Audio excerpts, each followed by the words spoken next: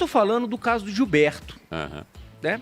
O Gilberto não tá fazendo gol, tá mal. Isso aí todo mundo sabe, ok. Aí, de repente, o Cruzeiro vai viajar e vai jogar em Cuiabá. Aí o Gilberto não vai. O Gilberto não está relacionado. E acabou o assunto?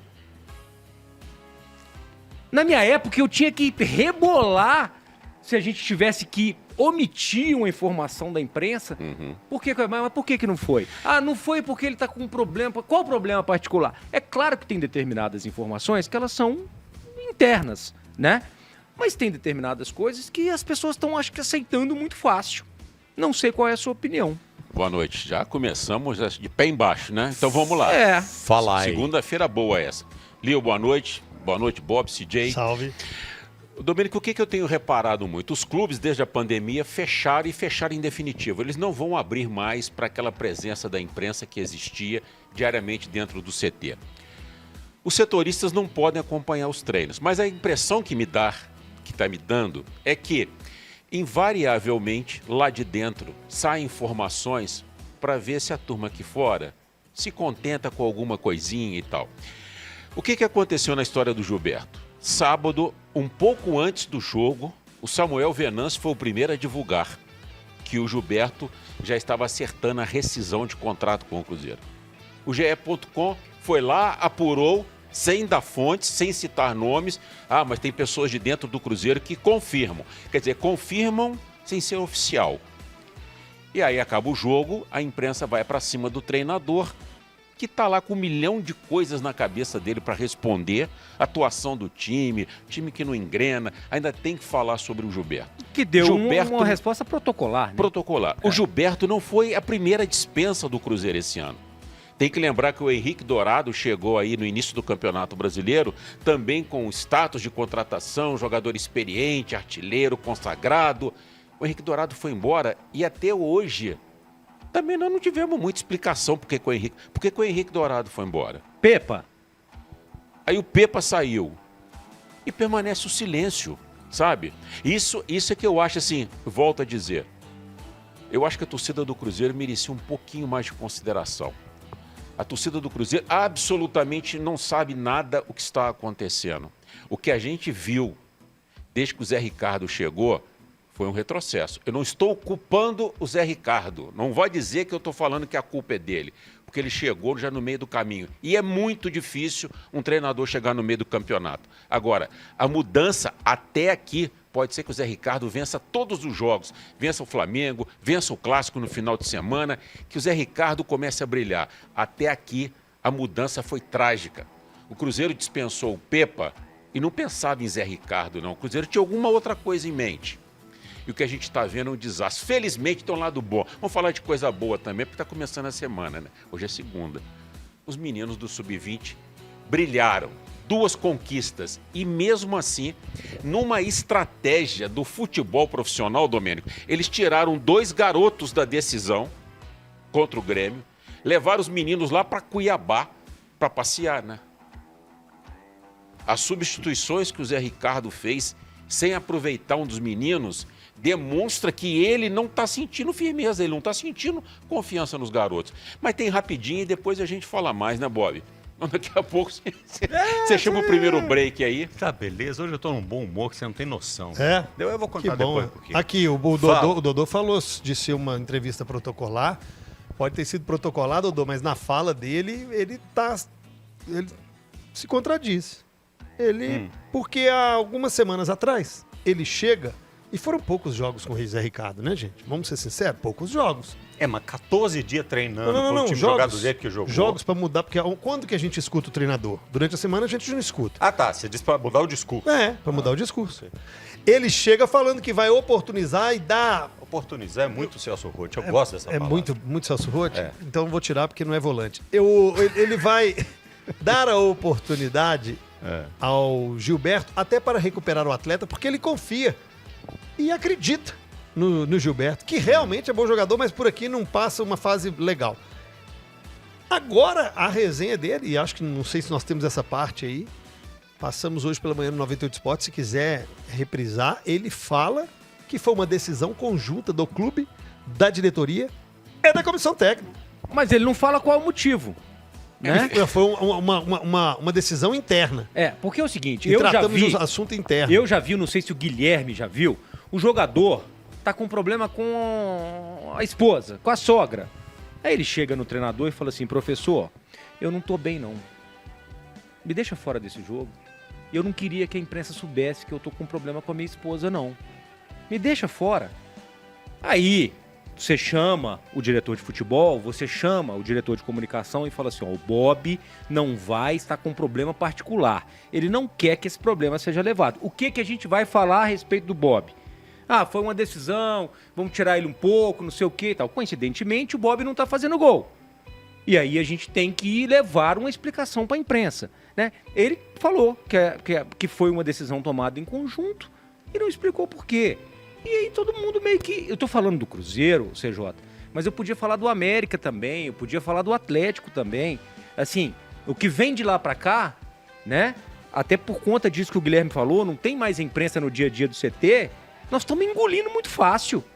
E olha que eu estive do lado de lá, né? E sei o que é do lado de cá, alguém falar, não, mas peraí, né? Como é que é? Ah, em conjunto? Mas por quê? Ele vai rescindir? É amigável, não é amigável? Ele tá bebendo, ele tá na festa, ele tem um problema... É o problema só dele não tá fazendo gol? Ele reclamou do salário atrasado? O que tá acontecendo? Entendeu? Então, na pré-hora do jogo, eu fiz esse questionamento ao Adroaldo. Ele disse, olha, a informação que a gente conseguiu apurar é que há um problema de indisciplina e que problemas de comportamento e tudo mais. Aí eu fiquei pensando, caceta, eu nunca tomei... O Gilberto não é menino e depois de velho o cara resolveu aprontar fora de campo. Eu nunca tomei conhecimento, nunca soube, acho que nenhum de nós, se alguém se lembrar de alguma coisa fora de campo do Gilberto, que me lembre. E aí eu fiquei pensando, tem um angu nesse caroço, bicho. Porque, indisciplina não é do perfil do Gilberto, não. Né? Agora eu fico pensando uma coisa que você em casa pode responder pra gente. Pode ser uma maluquice da minha cabeça. Quanto será que pesa de responsabilidade para um jogador dessa função? Caso do Henrique, caso do Gilberto. O dono do time ser simplesmente um dos maiores de todos os tempos na posição. Quanto será que pesa essa cobrança? O cara pensar assim, cara, o dono do meu time é o Ronaldo. Não pode pesar, porque então o Cruzeiro nunca mais vai poder ter um camisa 9. Então... Não pode. Eu acho, Bob, eu acho que é fase. O Gilberto, acho que é fase mesmo. Ele não vive um bom momento, mas é um jogador que a qualidade do Gilberto a gente não precisa discutir, né? Mas ele não se encontrou dentro do Cruzeiro. O que é muito estranho, Bob, essas informações que saem. O Pepa teve problema dentro do vestiário. E aí depois se descobre que o Ian Lucas um dia teve que voltar para a base. Que fulano saiu... Como é que chama aquele menino que foi embora para... O Richard. O Richard foi dispensado. O Alisson. Alisson foi embora. Henrique Dourado foi embora. Daniel Júnior foi embora. Dá para colocar aqui uma meia dúzia de jogadores. E o que aconteceu? Ninguém sabe. Ninguém sabe. E o Cruzeiro fica no mais total silêncio. Então vamos lá. Ronaldo Nazário, Gabriel Lima CEO, Paulo Autuori, D'Alessandro, Pedro Martins, Paulo André, Elias. Não tem ninguém, cara.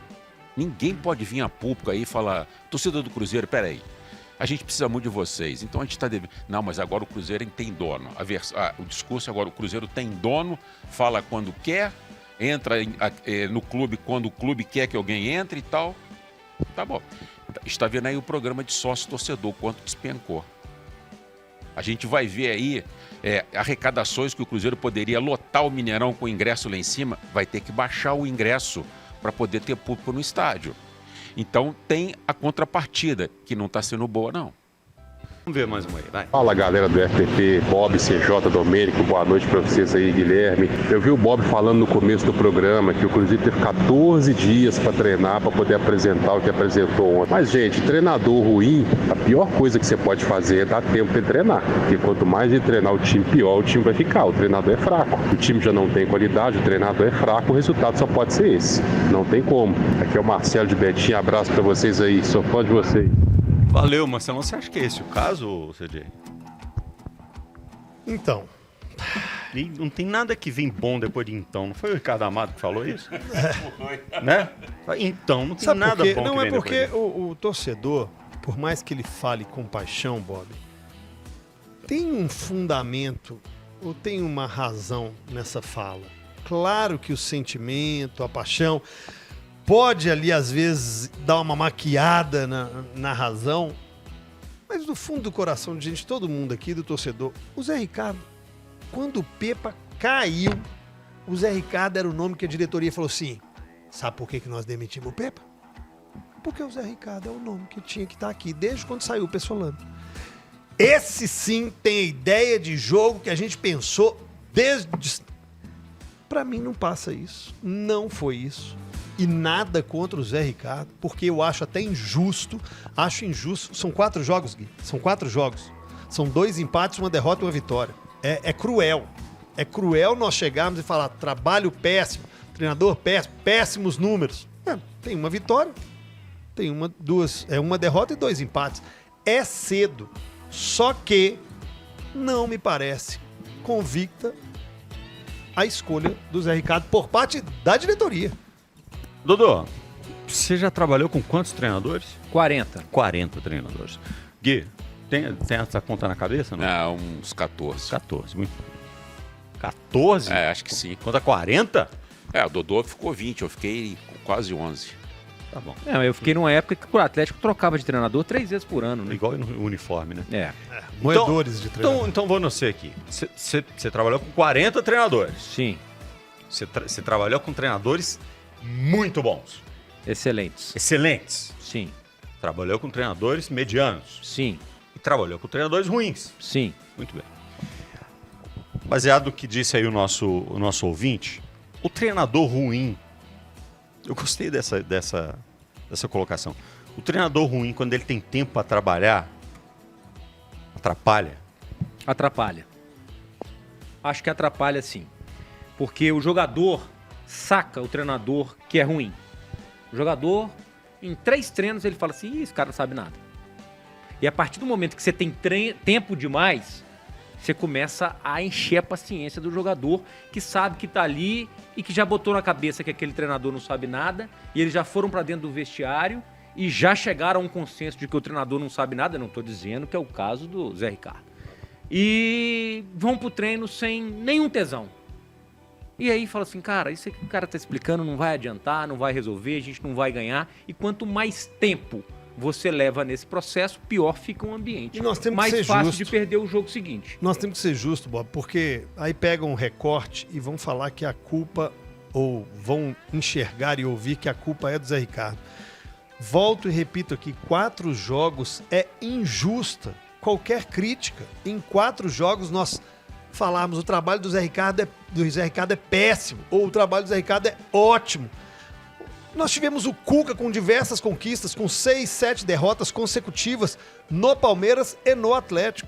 Nós tivemos o Filipão vindo de um momento bom com um momento péssimo no início. Então, essa irregularidade, essa oscilação no início é normal. O Sampaoli disse isso quando passou por aqui. Alguns jogadores captam a ideia mais rápido, absorvem, outros demoram mais e outros nem entendem. Mas o meu questionamento é para a diretoria.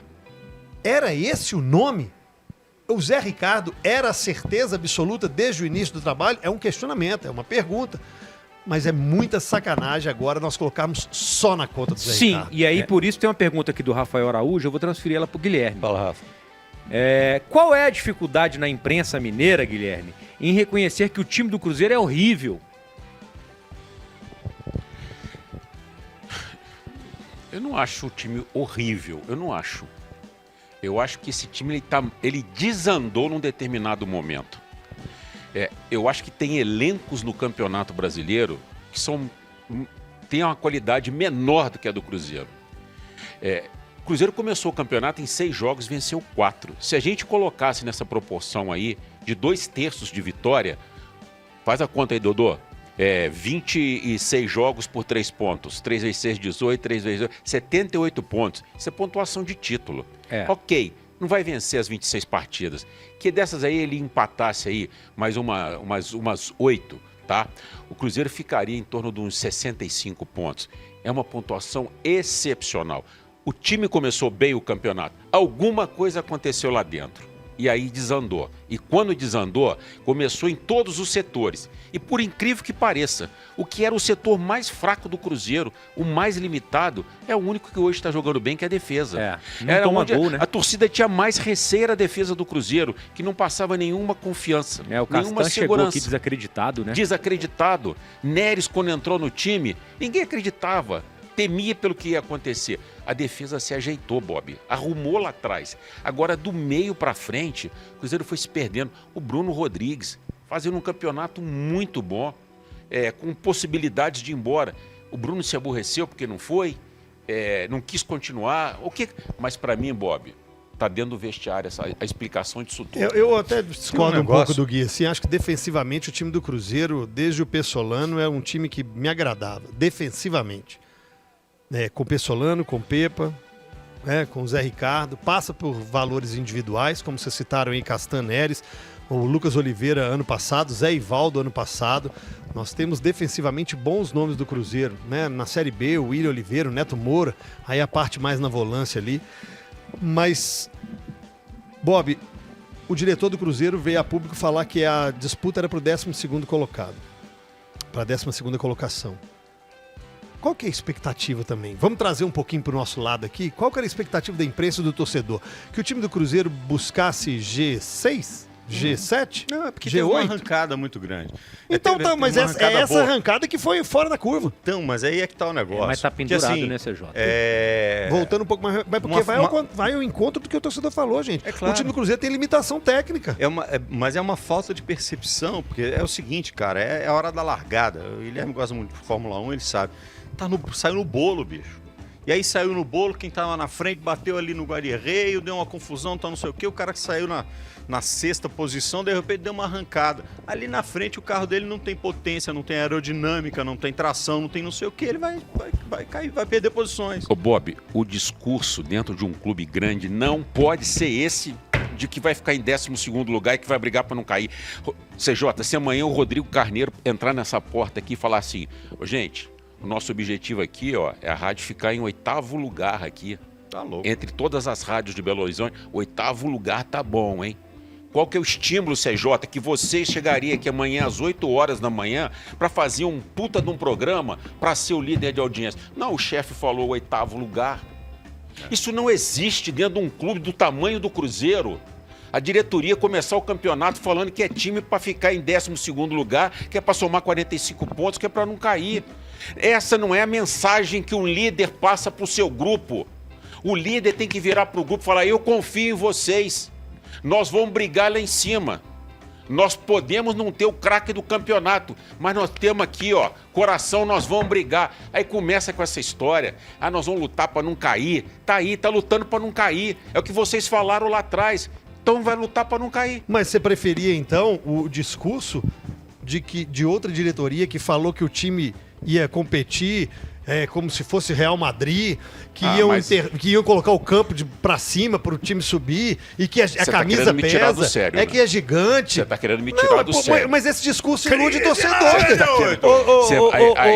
Esse discurso ilude, cara. Você tá pegando pessoas que passaram na história do Cruzeiro, que destruíram a instituição, que fizeram o que fizeram, que viraram página de polícia. Mas aí é outra estirpe de personagens, né? Você está falando de pessoas que não deixaram nada na história do Cruzeiro. Só deixaram fracasso e vergonha e humilhação. Foi isso que essas pessoas deixaram. O Ronaldo não. O Ronaldo chegou com credibilidade, prometeu que ia tirar o time. Isso, Ronaldo. Você prometeu que ia tirar o time da Série B e você tirou. Porque você foi positivo. Agora vocês começam com esse discurso de que nós vamos fazer time que é para não cair. Olha o tamanho do Cruzeiro.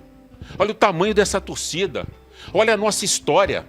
Recentemente o Cruzeiro ganhou 2 títulos brasileiros, ganhou 2 Copas do Brasil. Agora vocês querem pensar de que tamanho? O Cruzeiro vai ser do tamanho que vocês pensarem. Eu nunca vi ninguém fazer sucesso na vida pensando pequeno, pensando modesto. E você vai ver o que eu vou falar sábado lá na